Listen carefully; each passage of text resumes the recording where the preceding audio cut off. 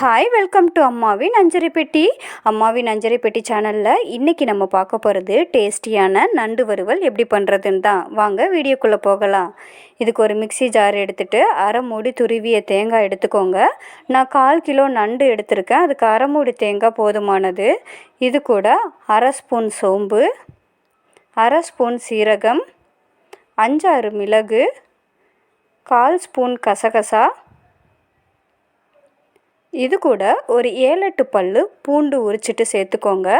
தேவையான அளவு தண்ணி சேர்த்து நல்லா அரைச்சி எடுத்துக்கோங்க. இப்போ ஒரு கடாய் எடுத்துக்கோங்க. கடாய் நல்லா காஞ்சதுக்கப்புறம் 3 ஸ்பூன் எண்ணெய் சேர்த்துட்டு, எண்ணெய் காஞ்சதும் 1/4 ஸ்பூன் சோம்பு, ஒரு பே லீஃப் 4-5 துண்டாக கட் பண்ணி அதையும் இது கூட சேர்த்துக்கோங்க.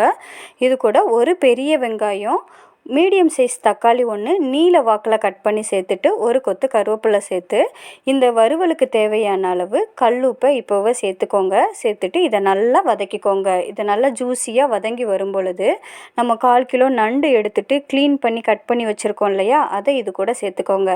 இப்போ நண்டோட கலரை நோட் பண்ணுங்கள், நல்லா ஒயிட்டாக இருக்கும். இது இப்போது எண்ணெயிலேயே வதங்கும் போது இதோட கலர் ஒரு ஆரஞ்சு மாதிரி சேஞ்ச் ஆகும். ஸோ அது வரைக்கும் நல்லா வதக்கிக்கோங்க. இப்போ நல்லா சேஞ்ச் ஆகிடுச்சு பார்த்திங்களா. இப்போது அரை ஸ்பூன் மிளகாய் தூள், 1 ஸ்பூன் தனியாத்தூள் சேர்த்துட்டு, நம்ம தேங்காய் அரைச்சி ஒரு கலவை வச்சுருக்கோம் இல்லையா, அதை இது கூடவே சேர்த்துக்கோங்க.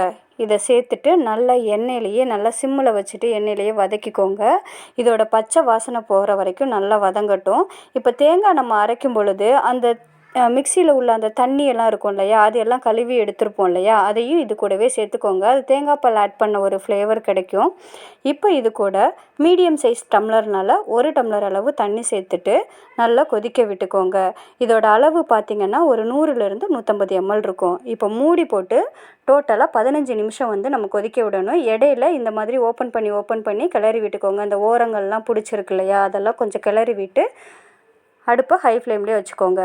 இப்போ ஃபைனலாக வரும்பொழுது பார்த்திங்கன்னா இந்த ஓரங்கள்லாம் நல்லா சுருண்டு அந்த தண்ணியெல்லாம் வற்றி நல்லா ஒரு கலரே நல்லா கோல்டன் கலர் மாதிரி இப்படி நல்லா சேஞ்ச் ஆகி வரும். அப்போ அடுப்பை சிம்மில் வச்சுட்டு இந்த ஓரத்தில் பிடிச்சிருக்க மசாலா எல்லாத்தையும் நல்லா கிளறி விட்டு இந்த மாதிரி வச்சுடுங்க.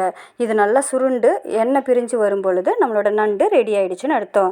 இதை நீங்கள் ட்ரை பண்ணி பார்த்துட்டு எப்படி இருக்குன்னு கமெண்ட் பண்ணுங்கள். மறக்காமல் நம்ம அம்மாவின் அஞ்சரை பெட்டி சேனலை சப்ஸ்கிரைப் பண்ணிக்கோங்க. தேங்க்யூ ஸோ மச் ஃபார் வாட்சிங்.